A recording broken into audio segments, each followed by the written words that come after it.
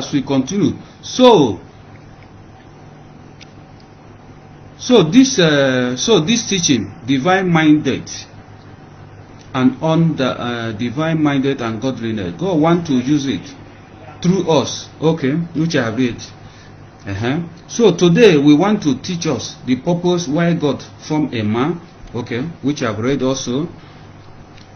So God's intention towards man in regard of our being here on earth, which have been said, if we could remember very well, God first attempt in Genesis chapter 1 verse 27.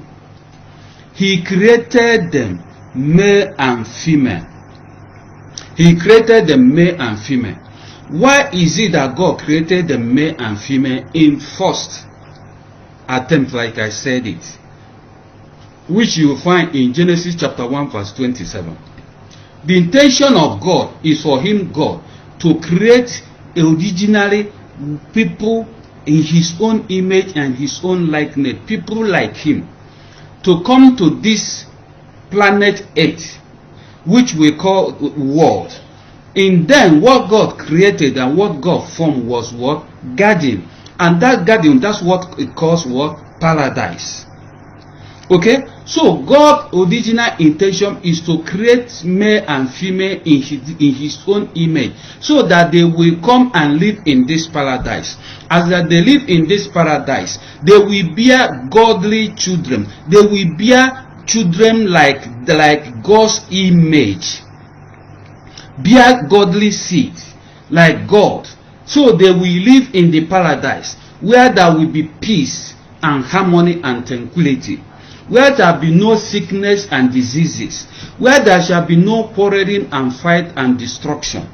That is his intention and that is his way. That is why he formed male and female, for them to come into reproduction and reproduction. Okay? So, but the same problem, when God did that people, divinely people, which God agreed to come and form this body here on earth, which is called paradise. Those people also, they betrayed God. They couldn't go on with God's desire and God's plan and God's agenda. They couldn't. His intention is to bring here God orderliness and God divine mandate and bear God's children, so that this place will be paradise and remain paradise. But they fell, and because they fell, God have nothing to do. He rested, and when he rested, he continued, as I put it here. So he created the male and female, but that male and female could not carry out God's agenda and plans. And God went ahead and formed man out of the dust of the ground. In Genesis chapter 2 verse 8. And him breathed into his nostril the breath of what? Life. So when that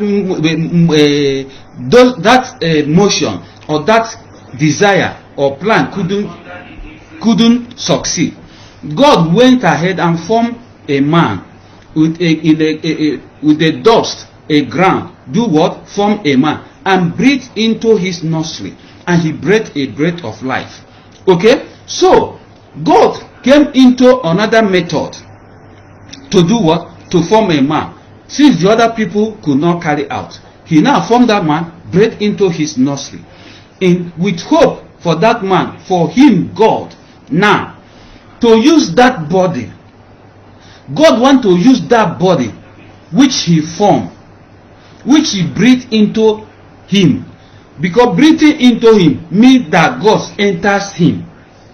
Because God cannot operate here on earth. God can't operate here on earth. That is why when I see people saying, devil do this for them, devil do that for them, I marvel. If God, the owner of the universe, the creator of heaven and earth and everything therein, could not operate here on earth on his own without our body. So devil people are talking about, I don't know how operating. It's still the same thing. Devil operates through on this world, through us, through our body. That's what we now talk about. The evil spirit enters man, and man will start behaving out of God's plans and God's will, and that person become devil or become evil. Okay, so this is how all these things work. God entered into the man which he formed. For him now, God used that body to operate here on earth, operate on this paradise which he created, which will now change the paradise to world. He want to operate here on earth with the body which he formed. Okay, so as we put it here, we will now find out